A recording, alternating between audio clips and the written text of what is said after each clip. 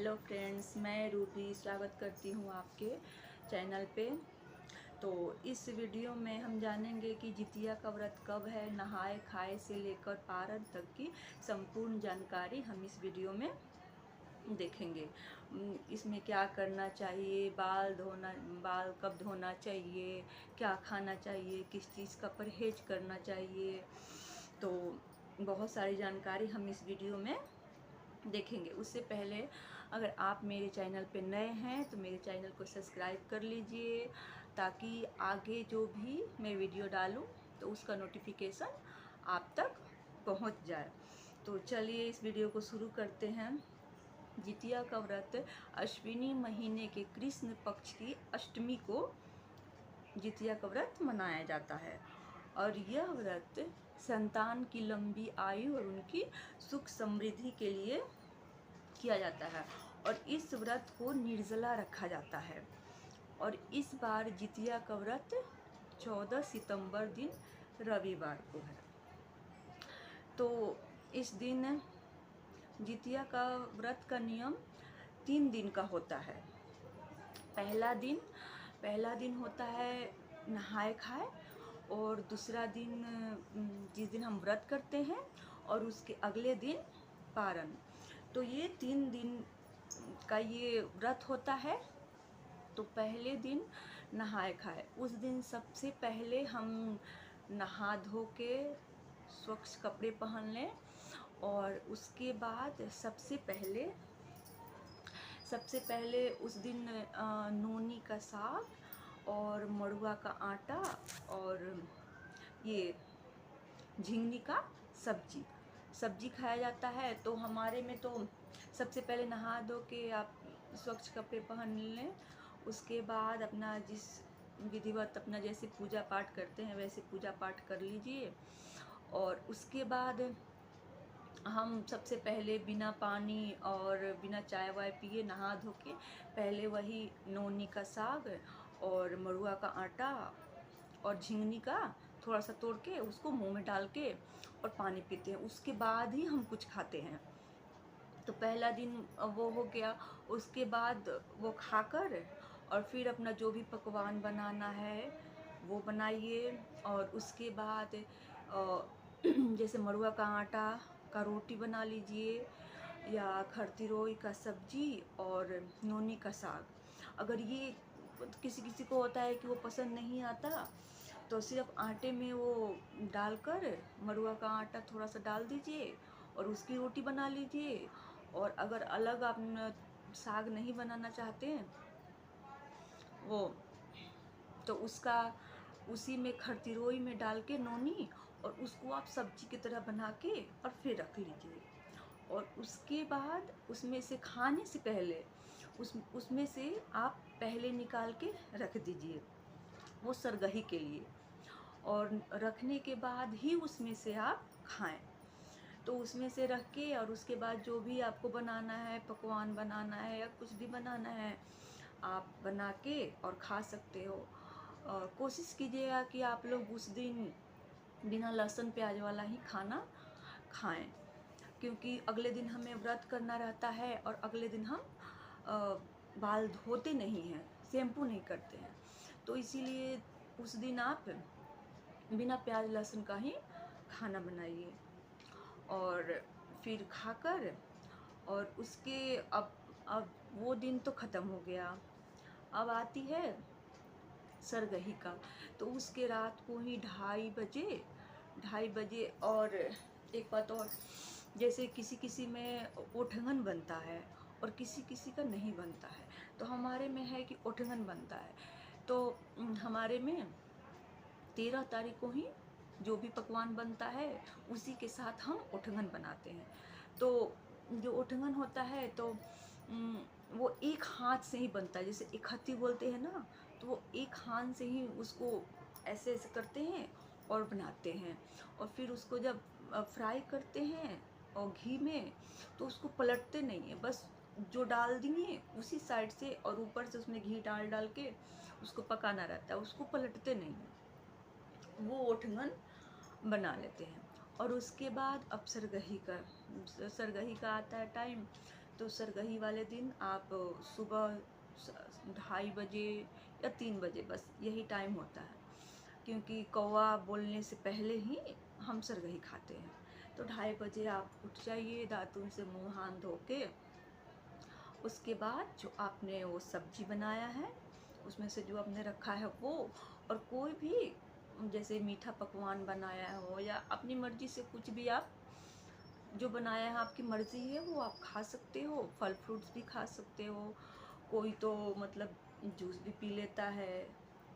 आप अपनी मर्जी से कुछ भी खा सकते हो। उससे पहले आप चील्हों और सियारों का भी मतलब निकालते हैं।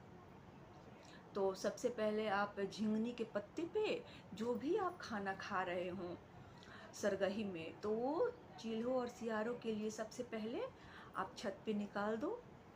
2 अलग अलग वो झिंगनी का पत्ता रहेगा, एक पे चीलों का, एक पे सियारों का, और पानी रख के और आप छत पे रख सकते हो।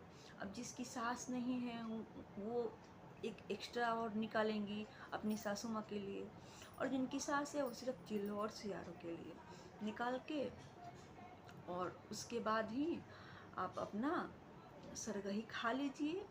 और ओठगन भी वहीं पे उठंगा के, ग्लास पर ऐसे उठंगा के, और तब वो खाते हैं, सरगही खाते हैं।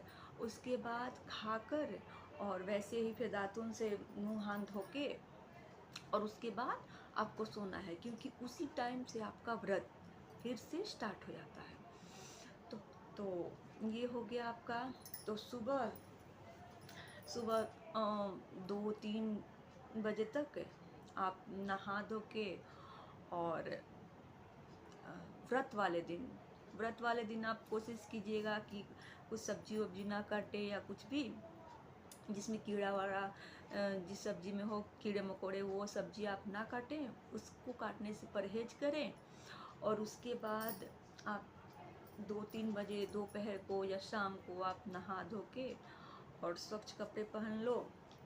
किसी किसी में नए कपड़े पहनते हैं, और किसी किसी में पितृपक्ष के कारण परहेज करते हैं नए कपड़े पहनने से। तो इसीलिए आप कोई भी त्योहार में पहना हुआ साड़ी आप ले सकते हो, या कुछ भी ऐसा न्यू साड़ी जो आपने पहले पहन लिया हो उसको आप पहन सकते हो, या कोई भी साड़ी है तो आप पहले एक बार उसको पहन लो या शरीर पे डाल लो, उसके बाद उसको आप यूज़ कर सकते हो। तो आप ले सकते हो, आप नहा धो के और कपड़े पहन लो, और उसके बाद वो जितिया लेते हैं। एक तो धागे वाली होती है, एक सोने वाली होती है। तो जिसके पास सोने वाली होती है वो भी धागे वाली लेते हैं, क्योंकि इसमें धागे वाली जितिया का बहुत महत्व होता है। तो ऐसे भी पूजा तो इसकी किसी भी तरीके से हो जाती है। हमारे घर तो पूजा बस मंदिर के सामने वो कलश रख देते हैं, और वहीं पे हम बैठ के पूजा कर लेते हैं। तो कलश के सामने धूप बत्ती जो भी आपको जलाना हो जला के पूजा वूजा करके, और जो भी जितिया होता है उसको झिंगनी के पत्ते में ही रख के, और उसको पहले वहाँ कलश के पास रख दीजिए, और कथा पहले सुन लीजिए। कथा सुनने के बाद उस जितिया को अपना प्रणाम करके उस जितिया को उठा लीजिए। उस जितिया को उठाने के बाद सोने वाले जितिया को सबसे पहले अपने बच्चे के गले में डालिए, और जो धागे वाली जितिया है उसको तो आप उसी टाइम पहन लीजिए, और सोने वाली जितिया को पहले अपने बच्चे के गले में डालिए। 10 मिनट 15 मिनट उसके गले में छोड़ दीजिए। उसके बाद उसके गले से निकालकर अपने गले में पहनिए, और बच्चे से पैर वैर लगवा के उसको आशीर्वाद दे दीजिए। और फिर हमारा आज का दिन, जिस दिन हम व्रत किए उस दिन हमारा ये काम आज ख़त्म हो गया। उसके बाद अगले दिन यानी 14 तारीख को हमें व्रत करना है, तो 15 तारीख को सुबह सबसे पहले हम नहा धो के, पहले दातुन से मुँह हाथ धो के नहा धो के अपना जैसे भी पूजा करते हैं वैसे भी पूजा वूजा करके, और उसके बाद क्योंकि ये खर जितिया बोला जाता है तो इसमें लेट से ही पारण किया जाता है। ये नहीं तीज के जैसा नहीं कि चलो 4 बजे पारण कर लिए या 5 बजे कर लिए। इसमें इसका मुहूर्त होता है कि इसमें खर जीतिया बोलते ही हैं, ताकि इसमें दिन चढ़ा के और तब हम इसमें पारण करते हैं। तो उसके बाद पारण में सबका अलग अलग अपना वो है अपने तरफ का, कि कोई कच्चे दूध से करता है, कोई गरम चीज़ से करता है। तो हमारे में भी यहाँ पे गरम चीज़ से भी, कोई भी चीज़ गरम हो, चाय हो या कुछ भी हो, तो गरम चीज़ से ही पहले वो करके और तब हम उसका व्रत को खोलते हैं। और उस दिन हमें ठंडा खाना बिल्कुल नहीं खाना है, गरम गरम ही हमें उस दिन खाना खाना है। और 5 तरह की सब्जियां बनाई जाती है हमारे पारण वाले दिन। तो अब कोई 5 तरह की सब्जियां नहीं बना सकता, तो 5 सब्जी को एक में डाल के और उसको बना सकता है। और इस दिन कंदे का भी बहुत महत्व होता है।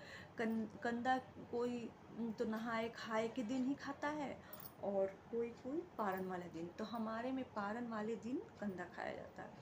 कंदा का सब्जी बनाइए या चोखा बना लीजिए। तो हम तो जब बनाते हैं कंदा का चोखा बना लेते हैं, और 5 तरह की जो भी सब्जियां होती हैं, जैसे अलग अलग बनाना हो तो अलग, नहीं तो एक में मिक्स करके और सब्जी बना लेते हैं, और वही गरम गरम ही खाते हैं। तो ये रहा हमारा जितिया का पूजा।